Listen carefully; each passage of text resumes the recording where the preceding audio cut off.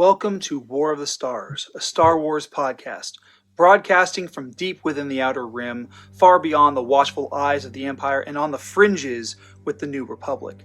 Join your hosts Garrett K. Jones, Brian Karasik, and John Mark Tolley as they discuss the various facets of the saga's lore and characters, review the films, and discuss every tidbit of news coming out of Lucasfilm. Remember, this isn't just your Star Wars. This isn't just my Star Wars. This is our Star Wars. This is the way. It is indeed the way. Welcome to War of the Stars. And we have a special guest along with us, Garrett. It is Yes, we do. Brian from accounting. Yay! Brian from accounting. I don't know why. Hold on, let me get my camera. There we go. Don't worry, I'm gonna be changing Brian angle here Miller. a little bit. Welcome back to Brian Miller from the Star Wars Canon podcast. Is that still around? Yeah, we're on a bit of a hiatus right now because like Mark and I were talking before we decided to record. I've got 2 kids that we adopted and a 6-year-old, and so life has just been and so yeah. Oh yeah. With work and everything. Aren't kids in general chaos? Yes, they are. Not the good kind. Sometimes, most of the time, good time. Most of the time, not always. So, for those of you who do not know who this gentleman is, he is one of the original hosts of War of the Stars. He is a good friend of the show, good friend of mine, and an all-around cool guy. And if you want to know anything to do with canon, he is as I used to like to say, he's the Jocasta Nu of the Star Wars universe. When it comes to canon. Everything except the end of the High Republic. I don't know how the High Republic ends yet. I haven't got there, but everything else, Yes. So we are here. We're going to be talking about the books because this guy is, when it comes to canon books, this guy is, as I said, pretty much knows anything and everything there is to know. But before we get started, we talked about a little bit last week when it was still people were still kind of like what's going on, but it is now confirmed Kathleen Kennedy is stepping down officially from the head of Lucasfilm. Now, from what I understand, she will still be producing. I cheered. Sorry.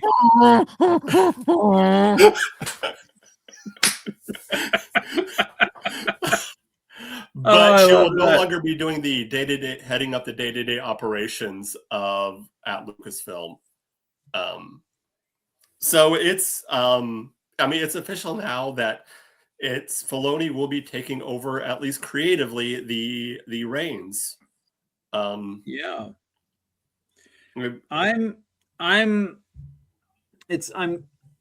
There's a part of me that's very, very, very, very, very happy about this.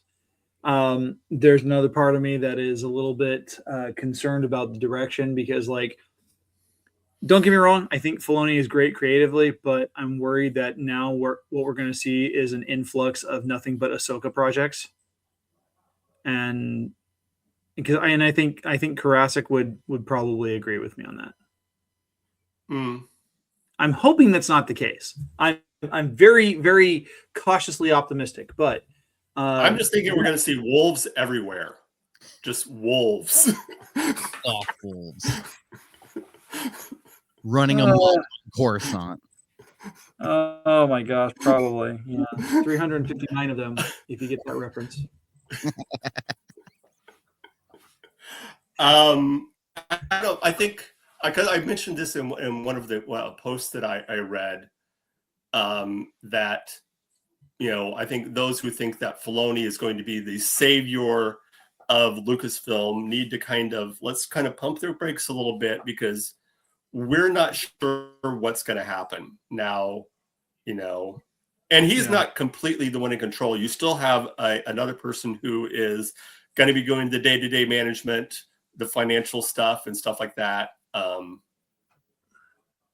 So Yeah, well, and to be fair though, it's they're taking on that same model that that we have seen Warner Brothers do with DC Studios, where you've got James Gunn in control of the creative stuff, and then Peter Safran or Safran, not Saffron.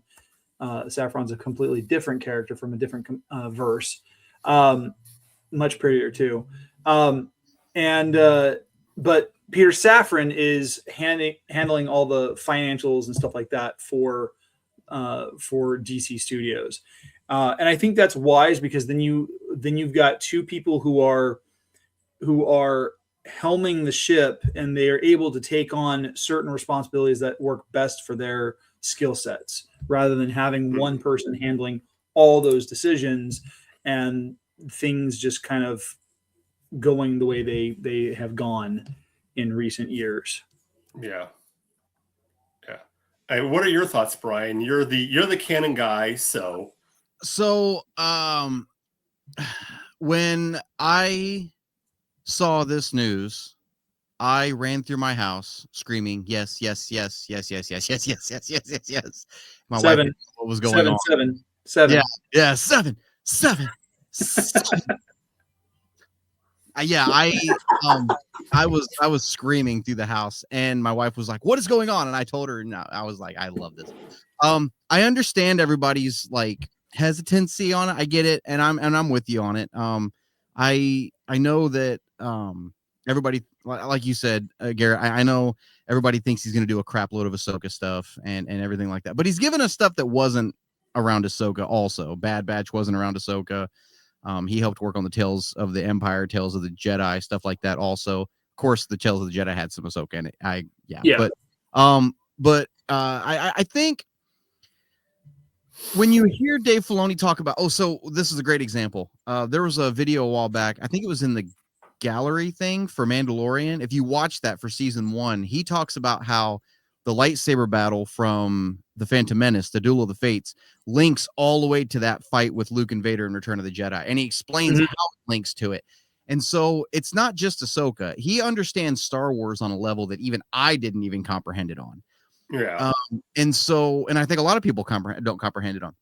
There was an interview a while back. He was talking about the Ahsoka series. It was him and Rosario, and Hayden was there. They were doing a video call.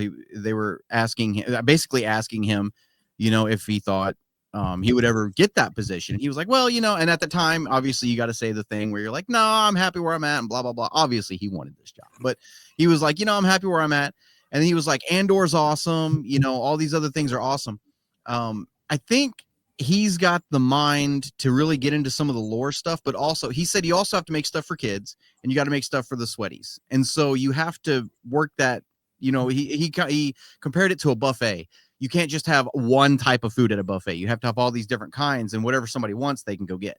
And that's what that's what I think he's got the mentality for it. I know he was lined up to do like one of the films. He was going to direct one of the films. I'm not sure how that's going to work out now.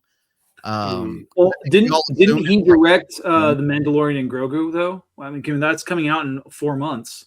Did he? No, he didn't direct that, did he? Let me find out. I could be wrong. I thought that was Favreau through and through. It could be. What? That sounds like you might be more accurate than I am. Yeah, it's Jon Favreau. You're right. Okay, but I'm sure Dave Filoni had a lot to do with the movie. I'm sure he did.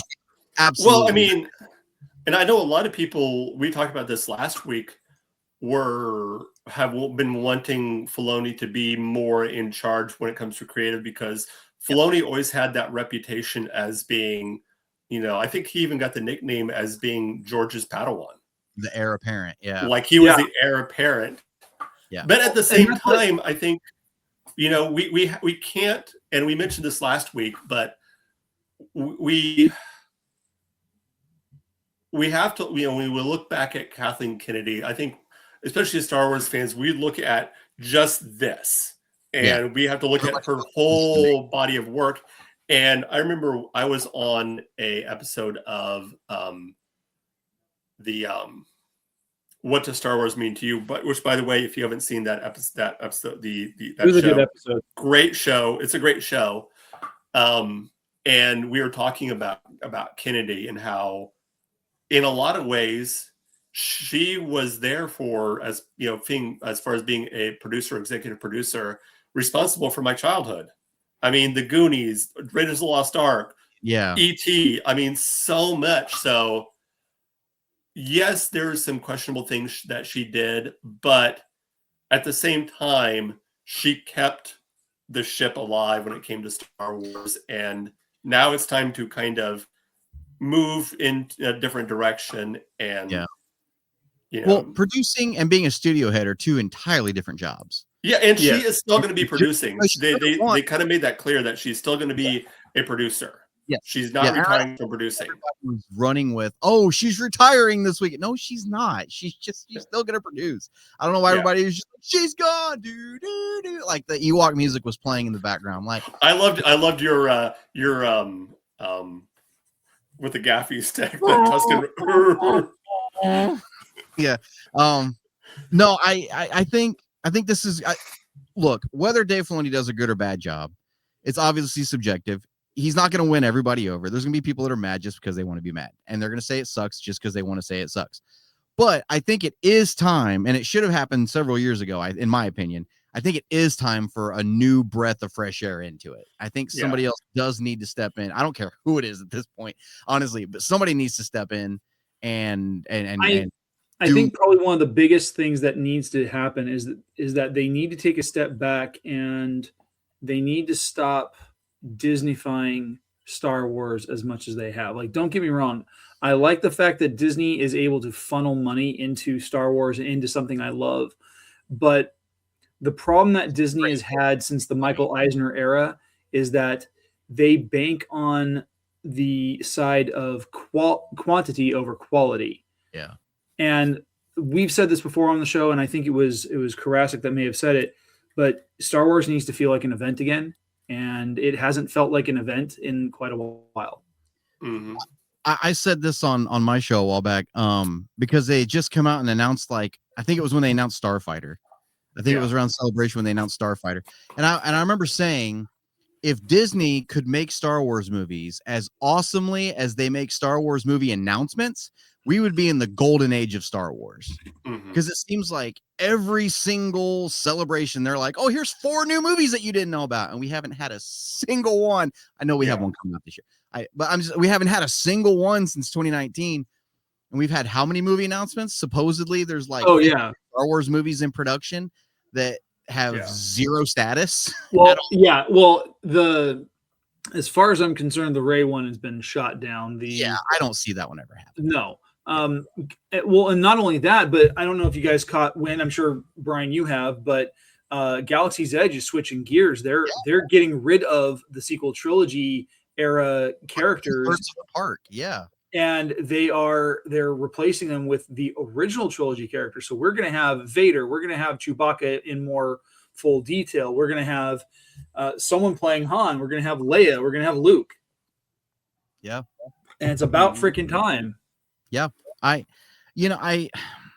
the announcements thing, like it's the Rey thing. I said remember when they announced those 3 movies, it was like a Rey movie, it was like a Dawn of the Jedi movie, and then like that Mando verse movie that they were talking about doing, supposed to be like Heir to the Empire or whatever it was. Once they announced those 3 movies, they made this big deal that Daisy Ridley was coming back. And I was like, she's been gone 3 years. I don't like, has she been gone 15 and they were bringing her back? I'd be like, oh yeah, cool. Daisy Ridley's coming back. But they made it this big announcement that she's coming back for the next movie.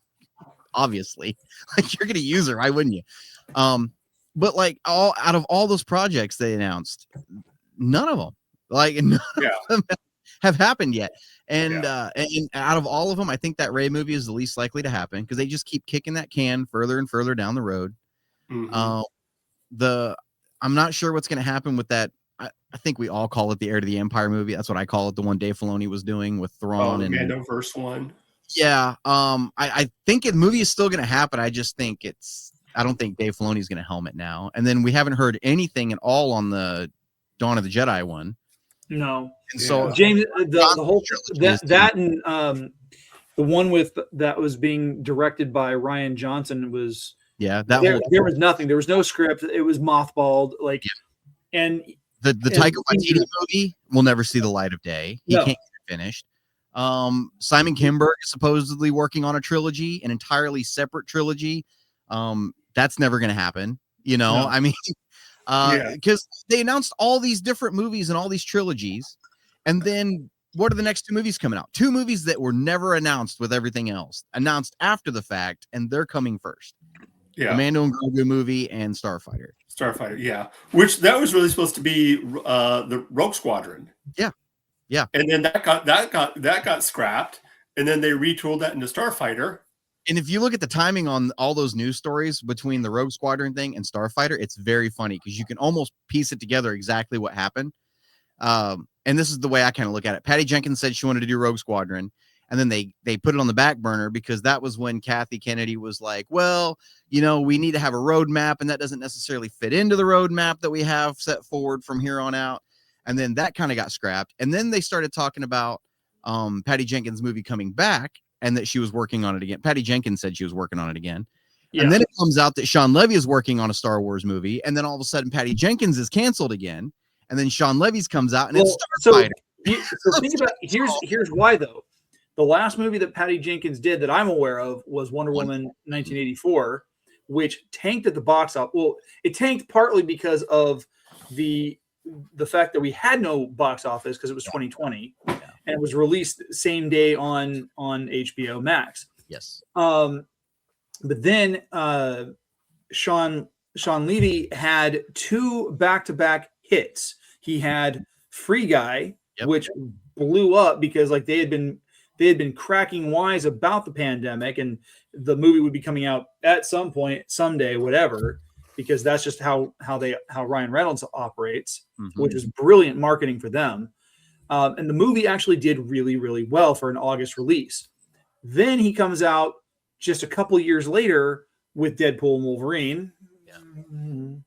And that movie blew up at the box office. It was one of the biggest Marvel releases in the last 5 years. Yep. So he's gold at this point. Yeah. He's not in every movie he has done has been successful. Yeah. Including Real Steel, which I didn't care for. I loved Real Steel. I didn't know Sean Levy did Real Steel. Yeah. I did not know that. I loved Real Steel. I thought that was a great movie. Sean Levy has done a bunch of stuff that like you wouldn't have normally associated his name with, but he's done really well on. And so he hasn't hit that point where he's in director's jail, like Taika Waititi. Yeah. Oh yeah. He's I have no worries about Starfighter at this point. I think that's going to be a pretty cool hit. It'll be fresh. I do have one thing I want to see in Starfighter because is the one of the things that ticked me off so much in Rise of Skywalker is I want Dennis Lawson to have a guest spot in it, and he better be in a freaking X-wing. Dennis Lawson was in Rise of Skywalker. Yeah, let's fly, Lando.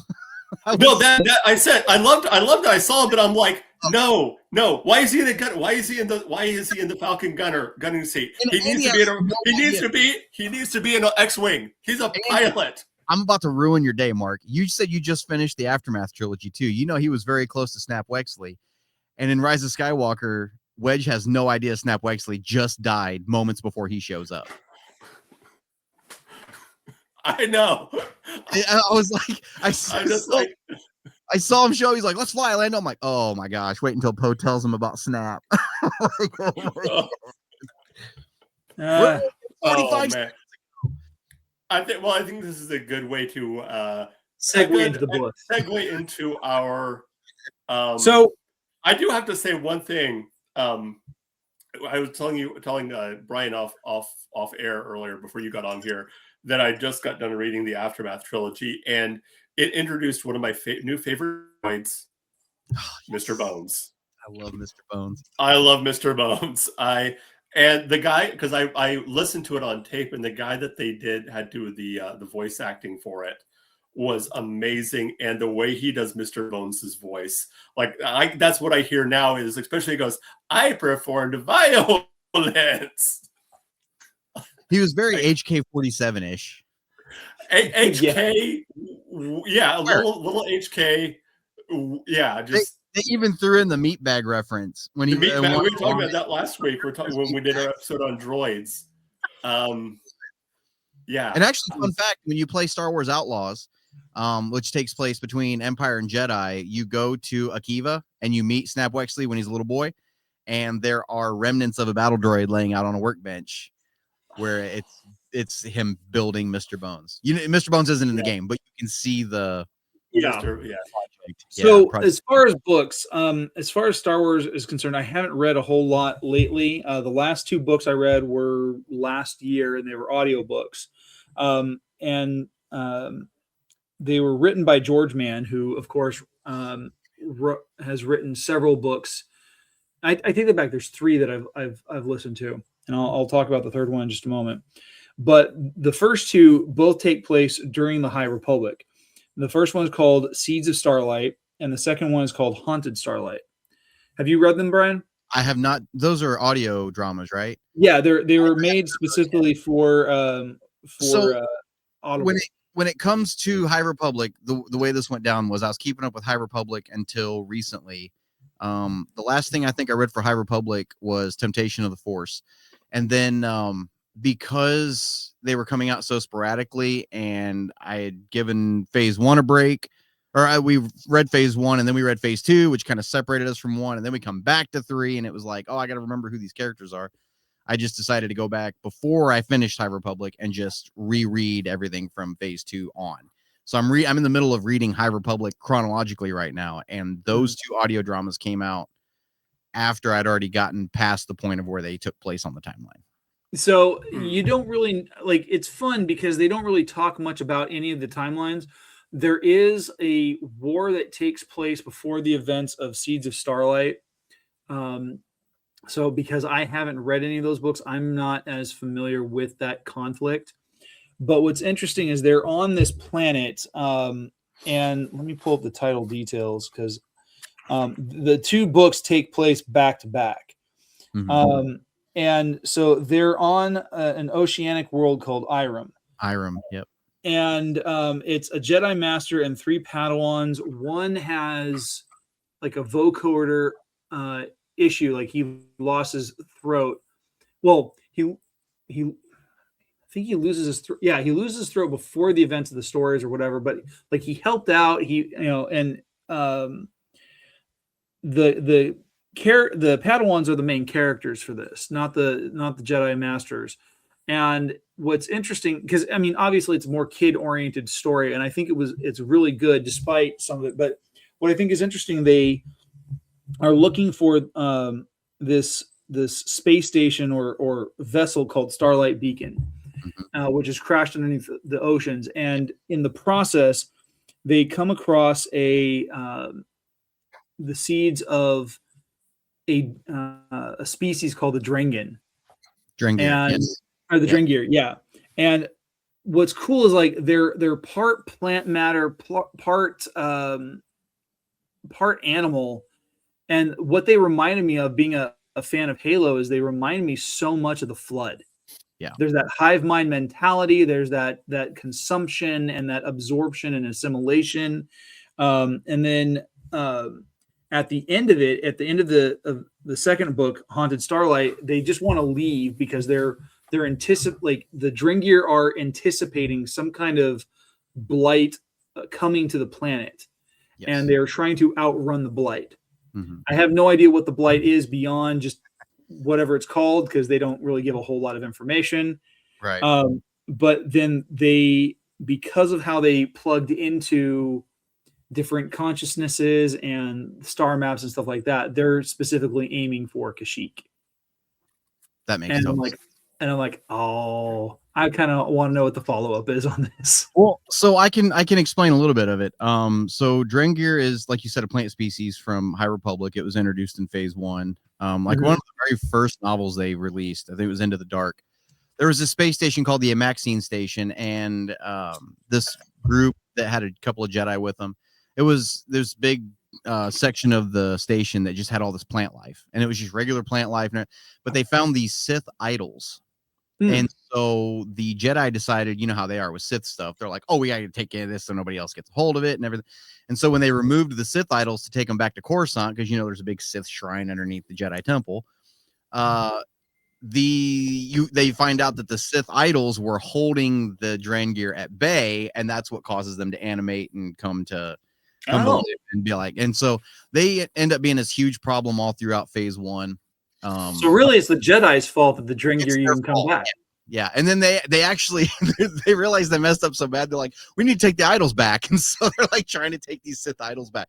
It was just this huge mess. And then the blight that they're talking about.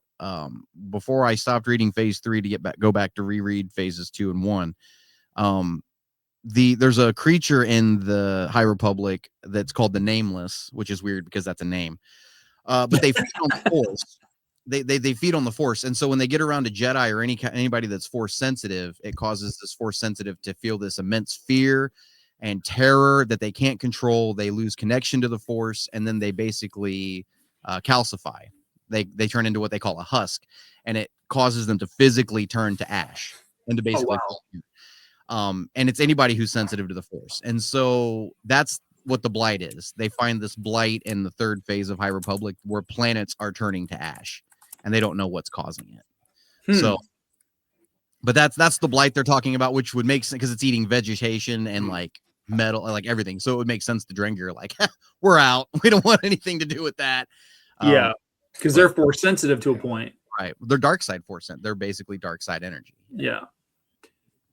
Yeah. The third book I listened to, I just listened to it right before the end of the year. What's happening? Sorry, I'm having a little issue on my end. Oh, no worries. So the third book I listened to, it came out last October, and I didn't listen to it until right before the end of the year.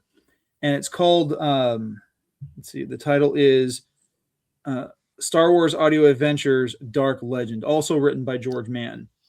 And this one, have you read this? I love Dark Legends. I adore that book. Dude, so apparently it came out way before, or I guess, and it was released on audio on October 16th. And so I saw this, I looked at, I'm like, this sounds really good. And I loved this book. It was so much fun. Like it was kind of like Scary Tales to Tell in the Dark, but with the Star Wars twist. Yeah. And like, there's some of the stories, like you can kind of see the twist coming really easily. What was it? The one about the Sith Lord who's wanting to live forever. And, and she ends up going through this whole ritual, and then it just completely corrupts her. Yeah. And it's like, oh yeah, I saw that one coming.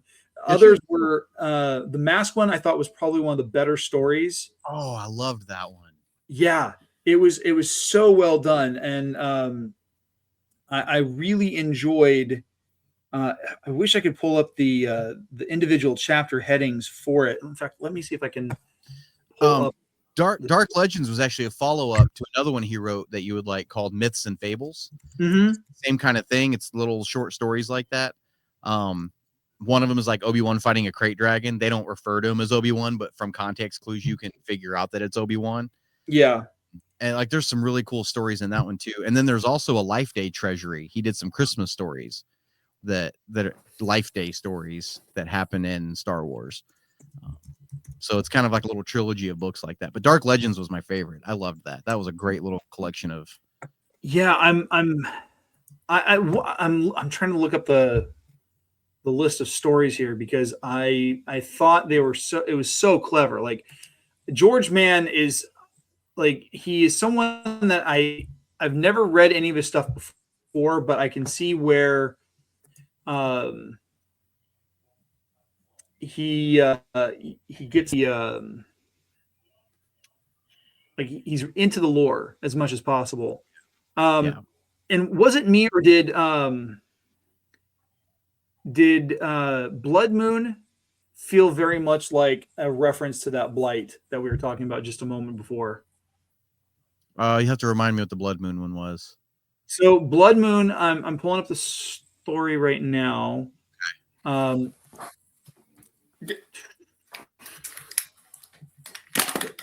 human woman named Fiona Takot leads an expedition to the moon of Lutal The expedition members included a woman named Romina Foss, a one-eyed Lasat named Borzel, a Togruta named Cavrolosis, and a Savannan named Cordis Vrac. Yes, definitely. And they have 2 excavation droids. And after they set up camp, there's an eerie light that comes from the moon, and it's blood red, and it feels like the moon is like the source of a kyber, or maybe the star is that it's the it's a heart of, it's a dying star, and it has a heart of pure kyber crystal. Mm-hmm. And so the solar flares and the radiation are working with that kyber crystal and twisting it towards the dark side. Yeah, that was very cool. Yeah, no, very cool. Those are really cool stories. And what's cool about them is that they're not necessarily like canon, but they're like in-universe legends. Like they're stories that people in Star Wars would sit around a campfire and tell each other. And so that's what I loved. Yeah. Like, are they real? Did they happen or did they not happen? We don't know. Like, there wasn't there one about an orphanage too, where they said that's the first story. Yeah, Darth Vader was going to show up and steal him from an orphanage. It was the Inquisitors stealing kids from orphanages. I was like, oh my gosh, that's so cool. Yeah, no, those are really cool. I love them. So the ones I have.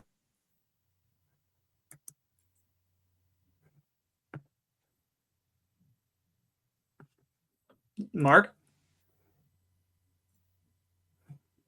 I think Mark froze. I think he did. Carbonite. It always gets us too. The last thing we need now is more casualties from a needless firefight. Oh, is that? my Knights of the Old Republic came back up on my other monitor. Can you guys hear me? Yeah. We can hear you, Mark. Can you hear us? Can you hear me now? We can hear you. But We just can't see you moving. Oh, there we go. Okay. All right. Sorry, you guys froze on me for a while. You froze on us too. Force X-Wing Mercy Kill. It is. Stackpole. What's like that? Was it Stackpole? No, this is Aaron Alston wrote it. And it takes place after the Using Vong War and after the rise of Darth Caedus and that whole thing. And it deals with a Wraith Squadron, not Rogue Squadron, Wraith Squadron, which is you can see where, what was the squadron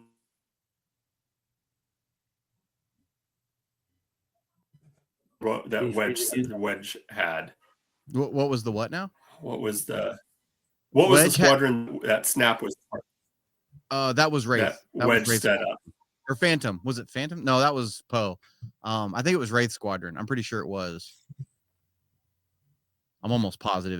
This had a different name. Anyway, it's really interesting because they're fighter pilots, but they're also kind of spies, and they go.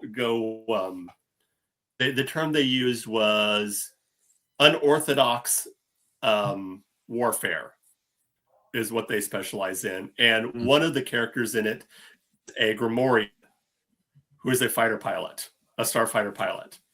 And he's been heavily modified and had worked on to the fact that he is now a genius, a mathematical genius, and can, like, in his mind, compute complex mathematical. He can do like what a droid can do as far as doing hyperspace things in his mind, and he's very much a I'm better than you, I'm smarter than you type of mentality. It's so great. To think of this, Grimoire as almost like this super genius Grimoire. And he's got a voice modifier in his translator that he has got implanted inside of him that can translate all the grunts and squeals into the basic, of course, which is that's awesome. But, yeah. I did that one, and of course, Dawn of the Jedi, Into the Void, which was such a great book. Seeing this version of the Jedi, yes, yeah, seeing this version of the Jedi, pre-Jedi, was so cool.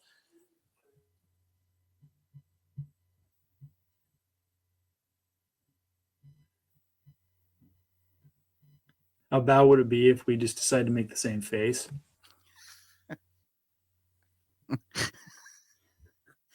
Uh-oh. He is actually frozen in That follows carbon. this. Yeah, he really is. What's that? You I was keep hoping he was going freezing. to come out of it and be like, "Who are you?" And be like, "Someone who loves you." What's going on? You were frozen. I was just talking my head off too. I was just blah blah blah blah. Oh man. Oh God, I love that. So much fun. I think we found our thumbnail. And now Brian was frozen. Me going, I think we found our thumbnail. I expected Mark to come back and be like, "I can't see." Who are you?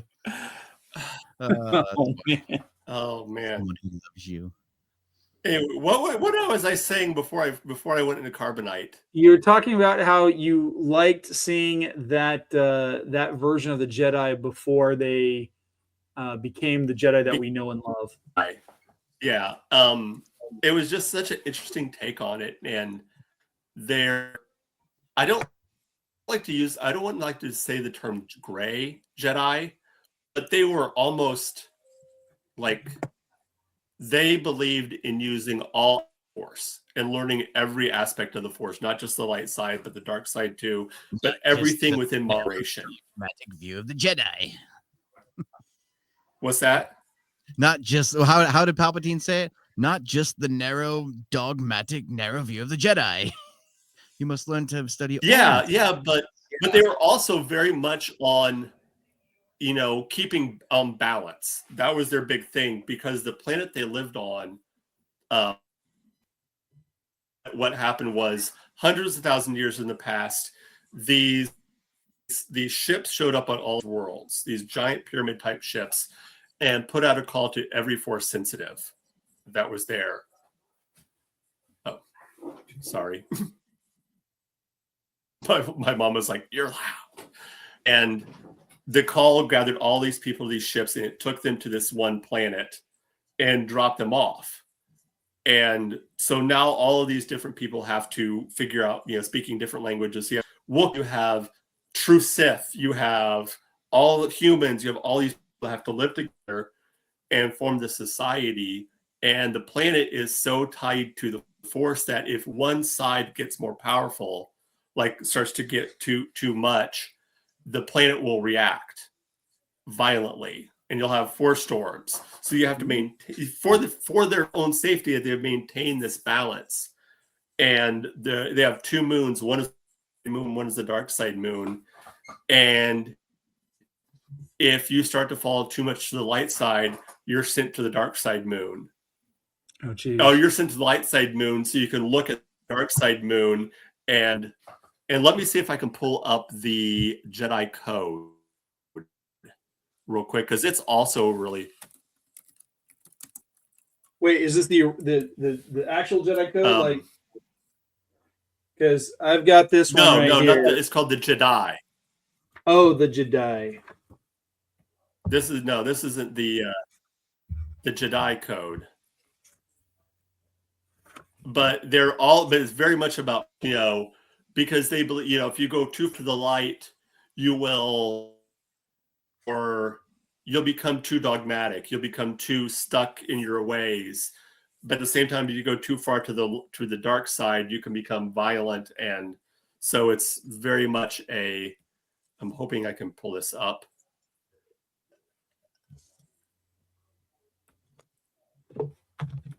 Here we go. 1 second.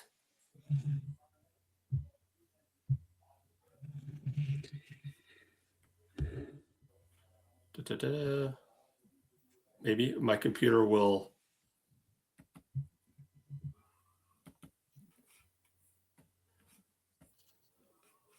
This sounds really interesting. What's that? This Dawn of the Jedi. Yeah. So, Mark, you just reminded me of something. Did I Just the just way appear you were again? talking. No, he's just sitting still. What? Oh, I was flipping through. So, What? Mark, you reminded me of something as you were talking about these proto Jedi characters and their belief structure. And I wrote something years ago in college that got published into a collection of poetry. I'm going to read this to you guys, and I think you'll get a kick out of it. I walk the path between light and dark, keen to the knowledge that a simple choice can push me, shoving me to either side, clean in light or slick oiled in shadow. This man I can be is robed simply, like a true nomad, following the path of the force that created me in all things. My clue to this is that I merely walk a course that could be swayed to light or to dark. I am hoping that as I move in life, I will make a difference. But now, hark, it is time to path walk. Not dark, but light. I made my choice, and light will be my deed, as now and forever Jedi I be.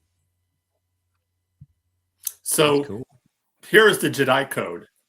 There is no ignorance, there is knowledge. There is no fear, there is power. In the heart of the Force, I am the revealing fire of light. I am the mystery of darkness, in balance with chaos and harmony, immortality in the Force.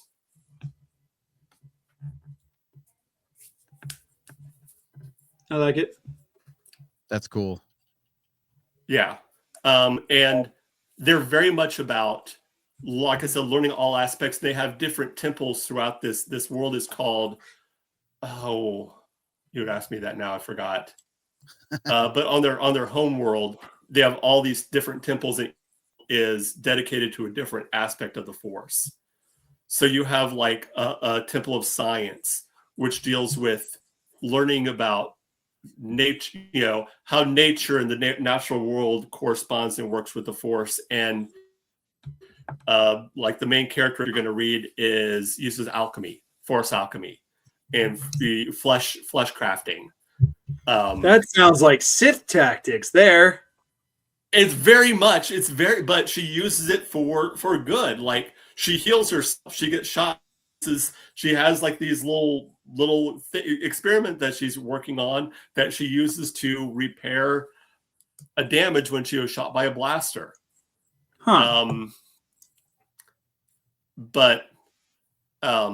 Yeah, then of course I just got done reading, as I said, the Aftermath trilogy, which was so fun.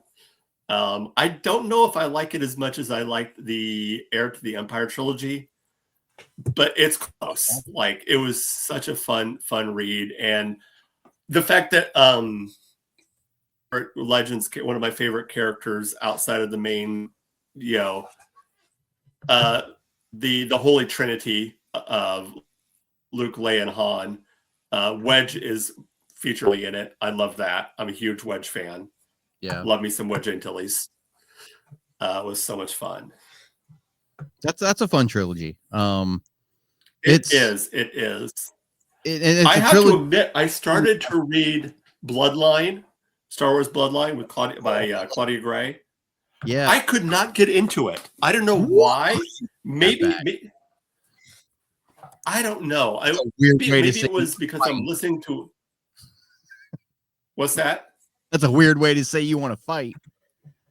I'm not saying it was bad, but maybe it was just that. Maybe it was the person who is reading the book, kind of. Oh, who's the narrator? I'm gonna give it another try.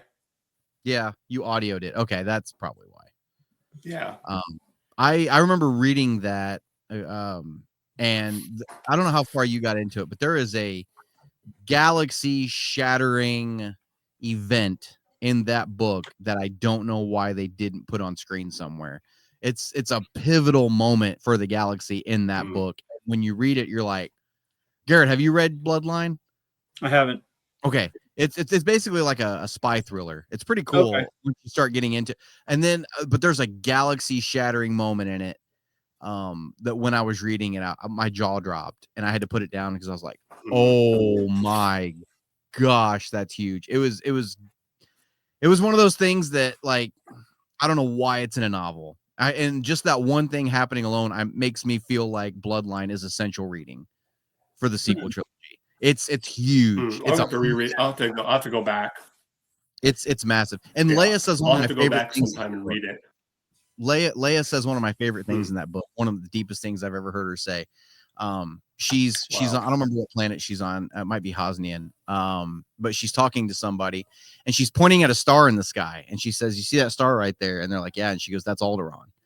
And but they're like, "But I thought Alderaan was destroyed, 30 years ago by the Empire." And she's like, "It was." She goes, "The light from that explosion hasn't gotten here yet. So in order for me to feel close to home, I have to get further away from it." And I was like, "Oh, That's deep. good."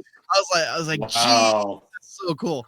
Wow. Yeah, it's a really good book. That one, definitely go back and give that another shot because it's pretty gnarly. It's awesome. And you'll know the moment I'm talking about because there's like the news breaks on something, like there's like breaking news on the holonet, and you're like, oh my god, jeez.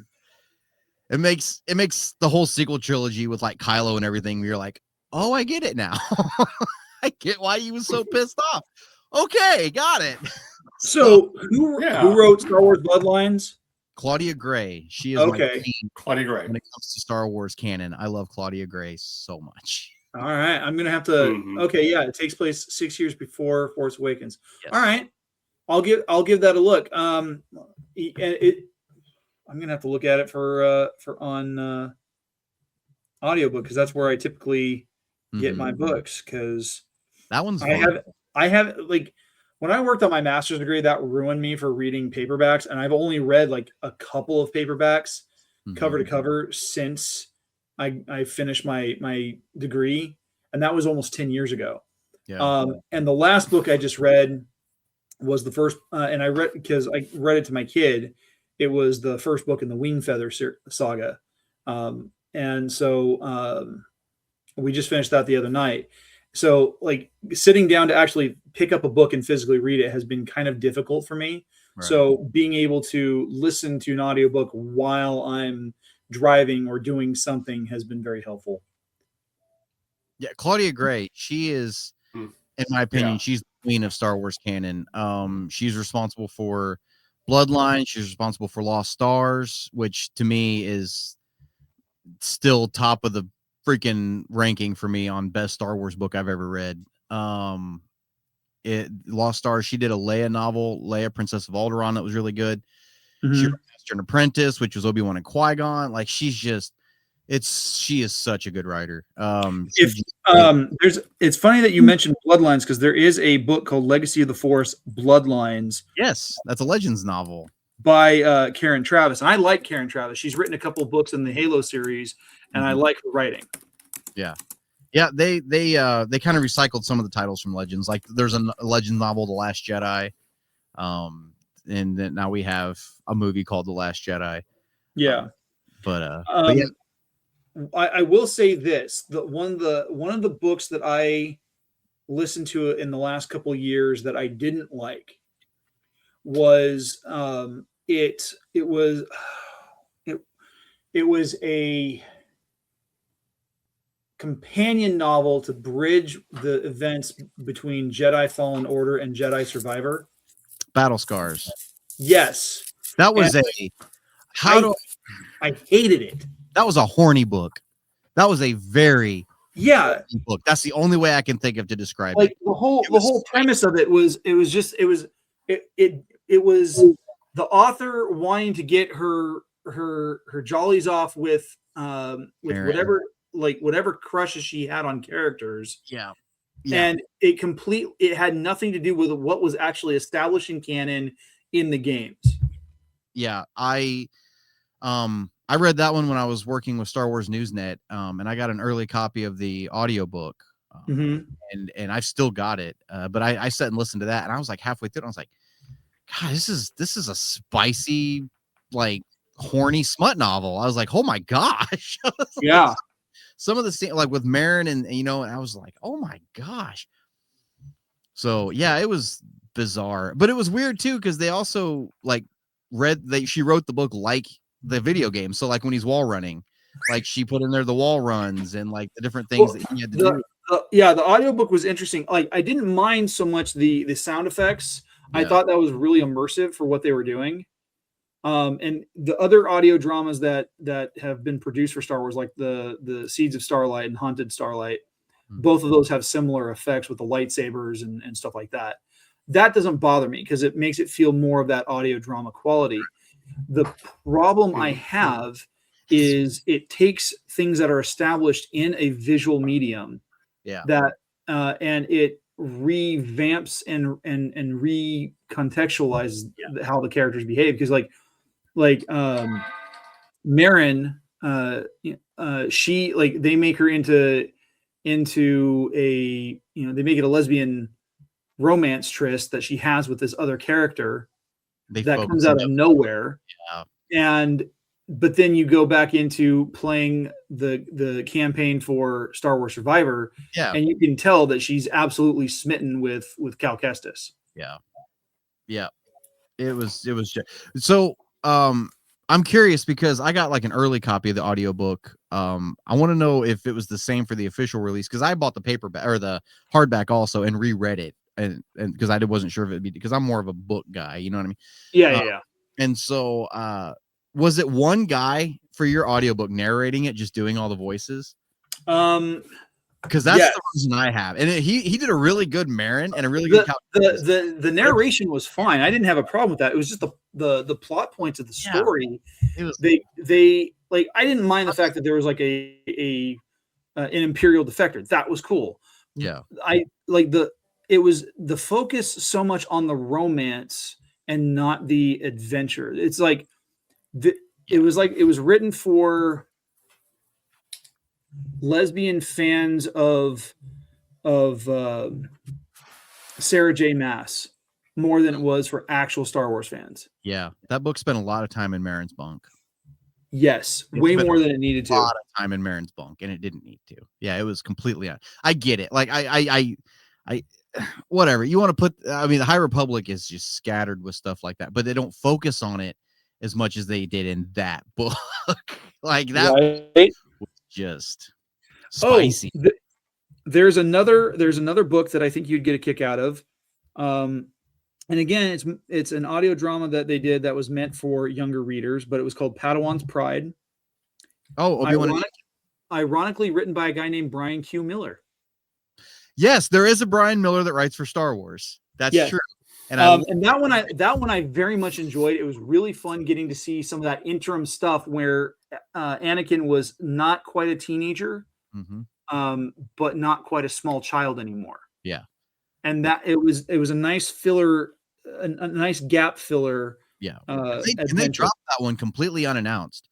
Yeah, I remember the day that came out, everybody's like, "Oh my gosh, there's a new audio drama." I'm like, "What? There wasn't anything set to come out today." And then, sure enough, they were just like, they just shadow dropped it. Didn't even announce it. They just quietly put it out there. Everybody found it and was like, "Oh hey, well that's kind of cool." I wish they would do more books like that. Just surprise us once in a while with one. Yeah, it was nice. Yeah. So yeah, I'll tell you. Okay, so since we're talking Star Wars books, and you're talking about ones that are rough, I'll tell you one. And Mark's heard me talk about this book. I think probably more talking about. He probably has heard me talk about this book way more than he cares to hear about it again. He's like, not again. Oh my god. And actually, believe it or not, Mark, it's been dethroned as my least favorite novel. It's not my least favorite novel anymore. It's been dethroned. It actually has an entire trilogy that dethroned it for Star Wars canon for the worst story, in my opinion. But Heir to the Jedi is probably one of the worst books that have ever been put to paper. And I don't just mean Star Wars books. I mean books in general. That was a horrid book. It was so bad. It was worse than Twilight. It was. I would rather read Twilight than read that book again. Wow, that book was rough. It's told first person, like Luke Skywalker is telling the story. It's like he's literally saying, instead of Luke Skywalker when he's like, I went and blah blah blah whatever. It's just a horrible book. But Mark, it has been dethroned. as my least Literally. Star Wars novel. Yes, it's been dethroned. And when I say what dethroned it, I always get yelled at. People are like, "How dare you?" The entire trilogy of Alphabet Squadron completely dethroned that novel for me. I hated Alphabet Squadron, which is weird because I love Alexander Freed's other novels. It's just those 3 novels, I could not stand them. I despise that trilogy. I can't stand it. Oh my gosh. I'm probably not making any friends by saying that, but yeah, it dethroned Heir to the Jedi for me. It was pretty bad. Wow. And they were thick. And we knew that was going to be a trilogy going into it. I remember being like halfway through the second book, and I was just like, this book has to be good. And then I was like, oh my gosh, in 6 months, the third one's coming out. I have to read it too. And I felt claustrophobic because I still had one more of them I had to get through. Oh my gosh, it was rough. Oh, I bet. Yeah. There's some good books. There's some not so good books. It's just a matter of because I was for years I was the Legends guy.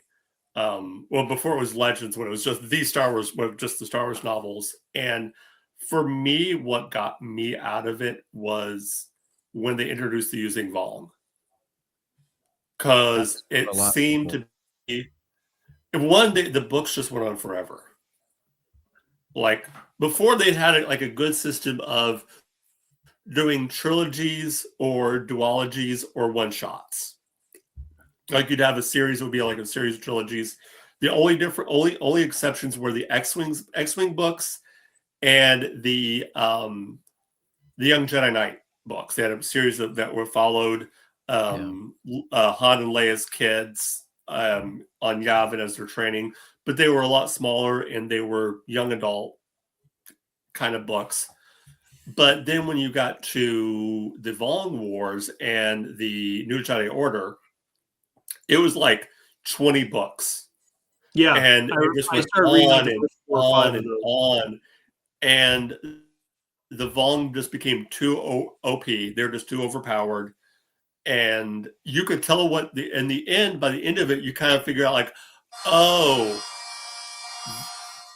that's what's going on. They're basically doing a complete reset.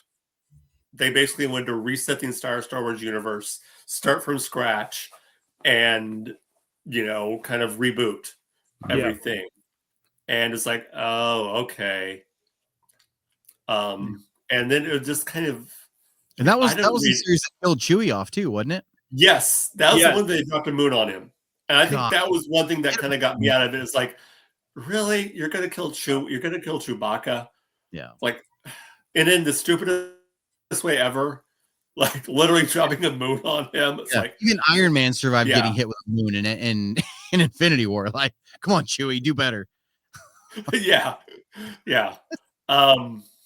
But I read some of the other ones after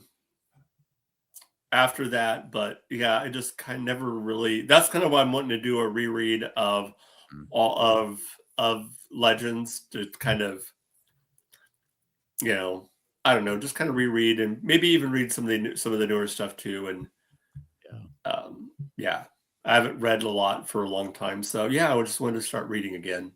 So we're gonna have to start wrapping up here. We're coming up on our hour. So it's been fun. Brian, why don't you tell the people out there where they can contact you if they want to get a hold of you? You guys can find the Facebook page for the Star Wars Canon Podcast, which hopefully here before long we'll be able to get back going again. I've got a co-host in Cairo, Egypt named Yusuf Wali, who's chomping at the bit. We're doing the same thing with Canon that you're doing with Legends. We started over with the timeline and just started working our way through it. And that's why we were rereading phase 2 of High Republic. And that was one of the reasons I decided. Is it called Star Wars Canon only? Canon Podcast. It's just Canon Podcast. Yeah. And you can find us for the Facebook page there. Hopefully we'll be getting a show going again here before long. Like I said, like life gets in the way. when you've got 3 kids, and one of them just told me the other day she wants to join the National Guard. So it's getting hectic with trying to keep up with everything. So and I've got a wild job as it is too. So hopefully things will start calming down here before long. We can start pumping content out again. But you guys can find us there. Yeah, that's about it. Cool. All right. What about you, Garrett? Well, before I talk about me, I'm going to just pitch Brian Karasik here. You guys can connect with him on Instagram at Korosis because he posts for the Sith Library and Archives as Darth Korosis because he's our local Darksider. And it's a carefully curated, listing of all sorts of information about the dark side and Sith lore and stuff like that. Really cool stuff. Give him a check out, and you won't be disappointed, especially if that's your cup of the Force. As for me, you guys can connect with me on Instagram and X at GKJ_publishing, where I talk about my show on YouTube the right way. On that show, we do book recommendations, author interviews, and creative writing tips. I've got a new episode coming out. Well, I just had one come out on Saturday. The rebroadcast of the 3 main segments will be dropping this week individually. And then I'll have a new live stream on February 7th and a brand new episode on February 14th. Beyond that, I have a new episode of Snackame. It was supposed to come out this last Friday, but because of me being a moron, it didn't get scheduled until this Friday. So join me and my co-host Janae as we are jumping into the second half of Ranma 1/2 while eating some ramen. We try to be thematic with what we choose. And then we'll have a new episode again in February. Awesome. All right. As for us right here at War of the Stars, if you want to get a hold of us, you can do so at our email. That is warofthestars1@gmail.com. All other social media, you can find us at War of the Stars 77. If you want to support the show, Ko-fi.com/War of the Stars. That is ko-fi.com/War of the Stars. Or go to spreadshirt.com/shop/War of the Stars to check out the cool merch that you can get. We got all kinds of merch there, t-shirts, coffee mugs, whatever you want, you can get it there. With the cool War of the Stars logo that you saw, that was created by Brian Miller. Our own, I said our own Brian Miller, but yes, created by Brian Miller. So thank you for that cool little logo we got. We're, of course, a part of Feast of Fandoms, the Feast of Fandoms network. Shows for every genre of nerddom that you can think of, not just Star Wars, but Star Trek, MCU, DC, anime, you name it. It is a veritable Feast of Fandoms, as the name would suggest. That will do it for this week. Check us out next week as we are going to our Tech Talk, and we're going to be talking droids in our Tech Talk. So as always, remember, this is not just my Star Wars. This is not just your Star Wars. This is our Star Wars. Until next time, may the Force be with you.